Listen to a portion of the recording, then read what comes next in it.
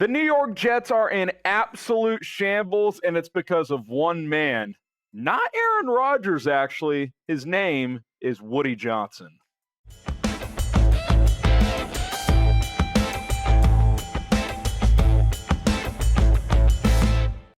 I'm Harrison Graham. Welcome into Four Verts. On today's show, we're going to talk about the chaotic situation surrounding the New York Jets, Joe Douglas getting fired, and just Woody Johnson just completely hijacking this entire operation, which he's the owner. He can do if he wants, but when owners operate like this, you end up with chaos, and it's safe to say the Jets are in a chaotic situation. Before we do that, hit that subscribe button, turn on notifications, hit that like button as well, because listen, we're dropping videos every single day, NFL, college football, and otherwise. And the more subs we get, the more content I can bring to you guys. Boss has sat me down and said, hey, we need to get those numbers up. So let's cross 5,000 subscribers. We're about 400 away. I would greatly appreciate it, and continue to support us by watching our content. All right. The Jets fired Joe Douglas yesterday, the GM, joining Robert Saleh on the unemployment line.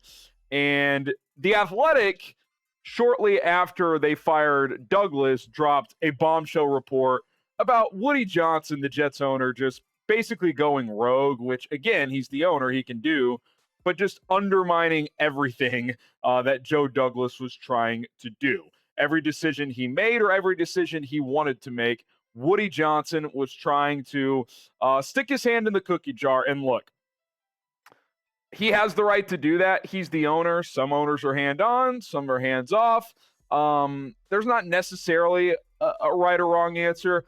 I'm of the belief, though, that the owner, especially if there's not a deep football background there, should be hands-off. Hire football people to run your football operation. And I'm not going to sit here and defend every move Joe Douglas made or defend Robert Saleh as a head coach, but Woody Johnson has just gone a little overboard. And I think with some of this reporting from The Athletic that we're going to discuss, and I'll give my twist and reaction to it, you'll agree with me. And hey, there's a reason the Jets have not been to the playoffs since 2010. Here's the first one, the one that really stands out. Woody Johnson, according to The Athletic, wanted to bench Aaron Rodgers after their Week 4 loss to the Broncos in that ugly 10-9 loss in a downpour to fall to 2-2 on the season. Couple of things here. One, I'm not going to act like Aaron Rodgers has played awesome this year. In fact, I would say he's been below average. You've seen flashes, but he's clearly over the hill. He's clearly not the same guy. I understand that. I'm not going to be a Rodgers apologist here. I will say this. You traded for Aaron Rodgers last year. He played 4 snaps, and then this year he comes back, and 4 games in, the owner is trying to hijack the operation and pull the plug on this. You're 2-2. If Greg Zuerlein makes a field goal there, you're 3-1 at that point in the season. I'm not acting like Rodgers has played well, and I'm not acting like he deserves some major amount of credit for this offense being awesome, because clearly it hasn't been. But that's, dare I say, a quick trigger. I mean, that's a little early. Again, you just traded for him. He didn't play at all last year. And 4 games in to his Jets tenure, essentially, you want to pull the plug.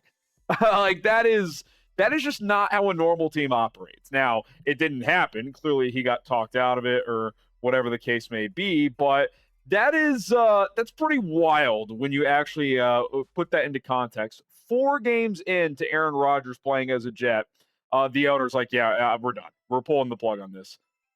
No, we're not, Woody. We're going to keep playing this out. And they have, and clearly he hasn't played great. I'm not acting like, but he wanted to go to Tyrod Taylor 4 games in, who's also over the hill and not in his prime. Could Taylor play better than Rodgers? Maybe, but at that point, they were still trying to make the playoffs, and Aaron Rodgers refinding a high level of form was their only way that was going to happen. Now, again, let's just call a spade a spade. Whatever the worst case scenario was that you could imagine when the Jets traded for Aaron Rodgers, it has exceeded that. It has been worse. He looks terrible. He tore his Achilles, which can't control that. And, teammates haven't played as well. The defense has fallen off. You're firing coaches. Like, whatever this was supposed to look like or even reasonably could look like I think a reasonable take when the Jets traded for Aaron Rodgers was going to be, okay, for a 2 or 3 year period, they will be in the mix to be a playoff team. I never bought Super Bowl or even winning the AFC East, but yeah, they could be in the mix for the wild card. Clearly, that hasn't happened. But it's even worse. You couldn't predict 4 snaps in he would tear his Achilles. You couldn't predict that a year later you'd fire your head coach 5 games in or whatever it was, fire your GM 10 games in, and you're what, 3-7, 3-8. I don't even know what the record is anymore. It's been a disaster. Again, I'm not trying to defend Aaron Rodgers here, but when your owner just completely goes rogue on these situations, it's kind of hard to operate. It really, really is. So we're going to dive into some of the other decisions that Woody Johnson apparently just undermined Joe Douglas's GM in, including the Robert Saleh decision in just a moment. But do want to get in a word from our sponsor, Turtle Beach. Today's show is sponsored by Turtle Beach. The best gaming headsets and accessories out there can be found at turtlebeach.com/chat. Code chat going to get you 10% off at checkout. You're not going to be hearing Santa come down the chimney this Christmas Eve if you get Turtle Beach's new Stealth 700 gaming headset, which picks up so much crystal clear sound in the game that it's basically cheating. Santa could crash right into your living room and you wouldn't even notice the big fella. And oh, by the way, maybe Aunt Carol starts bothering you about your love life and you don't want to talk to her. Well, if you got this headset turned on, you're not even going to hear her bother you, which is absolutely fantastic. You'll hear every explosion, every loot box, every footstep like they're right in the room with you. Like I said, you're basically cheating with these headsets. They're so comfortable as well. It's like a cozy Christmas sweater for your ears. You'll forget you're even wearing these headsets. So check them out today. By the way, 80 hours of battery life. You can game throughout the holiday season without even having to charge this bad boy. Whether you're treating yourself or looking for that perfect gift, now is the time to snag headsets from Turtle Beach. For a limited time only, get 10% off your entire order at turtlebeach.com/chat. Code chat gets you 10% off. That's turtlebeach.com/chat. Code chat for 10% off. Check out the link in the comments and description of this video. Okay, let's talk about the Robert Saleh firing now here on 4Verts. Again, hit that subscribe button for more NFL and college football content. Woody Johnson, according to The Athletic, didn't consult anyone when he decided to fire Robert Saleh. Now, I still am a little perplexed about that phone call he had with Aaron Rodgers the night before the Saleh firing. Like, was there no hint at all that could be coming there? I'm not sure, but hell, based on this reporting, he wanted Rodgers benched, so maybe they're not really tight at all. That's certainly interesting. But look, I'm all for, if you own a business, you own a team, you can undermine the people below you and make a decision if you think's what's best. That's your right. But to not even talk to the GM about, hey, I think we need to go in this direction, to not at least tell him what you're going to do, it sounds like he just did it.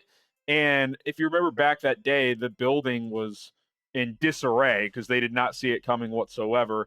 That's pretty perplexing, to say the least. So he didn't consult anyone there. Clearly, he fired Joe Douglas without consulting anyone. And then I just want to bullet point out some of the other reporting here from The Athletic that Woody Johnson has done in the last calendar year.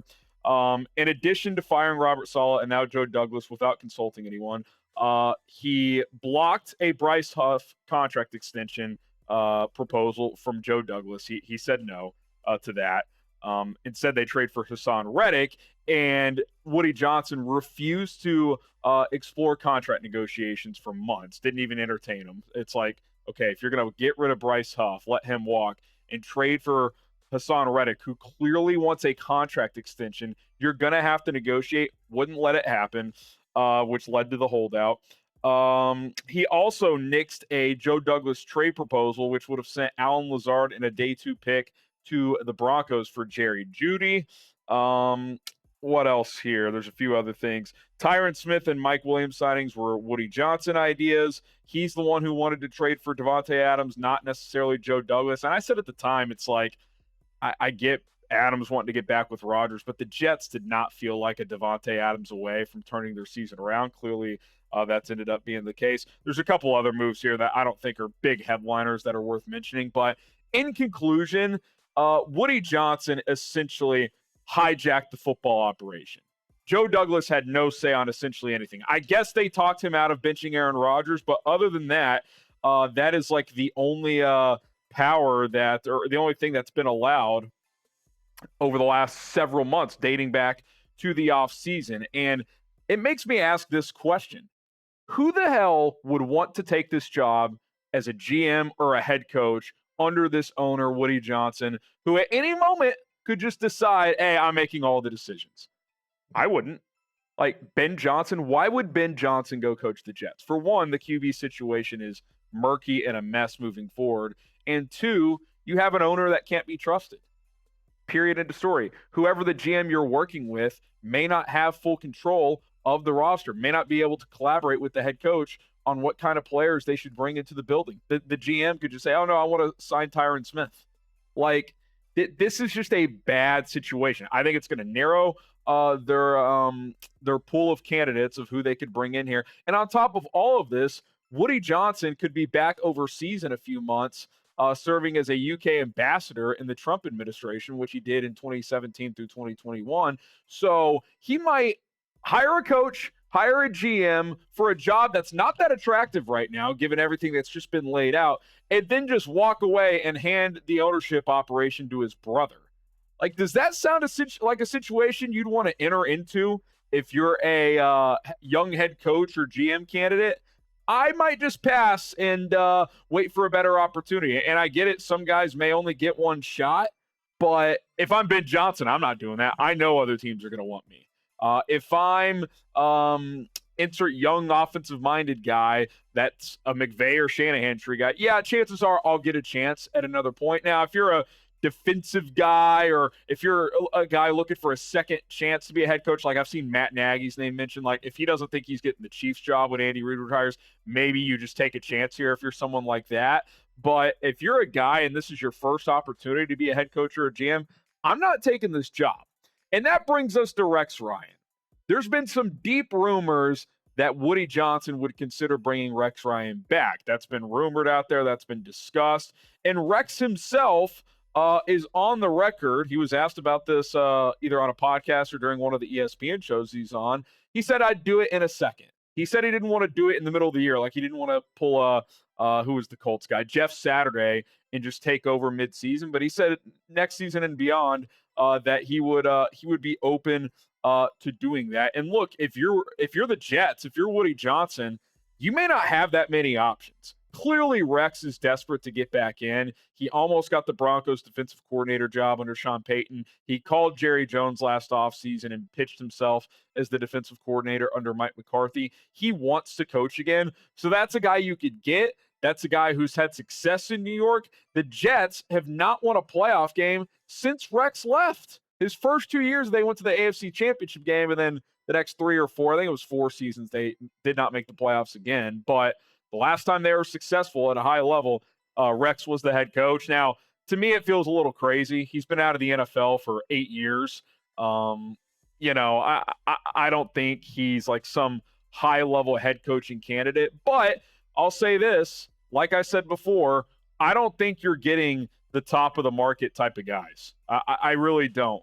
I don't think Belichick would take it either. He hates the Jets. He hates Woody Johnson. That's been documented. So I think they're handicapped, and I think Woody Johnson's the reason for it, and he may not even be in the picture in a few months. So again, it's just like this whole thing is chaotic. He's undermined everybody that works under him on that staff. He's just unilaterally making all the decisions, and that's not a situation you want to step into if you're a young GM, a young head coach. So a guy like Rex Ryan, who's just no nonsense, he's done it before. He might just say, yeah, I'll do it, and I'll just run the ship my way until Woody Johnson inevitably fires me in a few years. All right, there you have it. Today's Four Verts episode, the Jets in complete disarray and in shambles. Please support us by subscribing to the channel. It helps us out, helps us grow, allows me to do more content here at Chat Sports and here on Four Verts, an NFL and college football show. My name is Harrison Graham. We'll see you guys next time here on Four Verts. And on the way out, you predict who's going to be the next Jets head coach. Drop a name down below.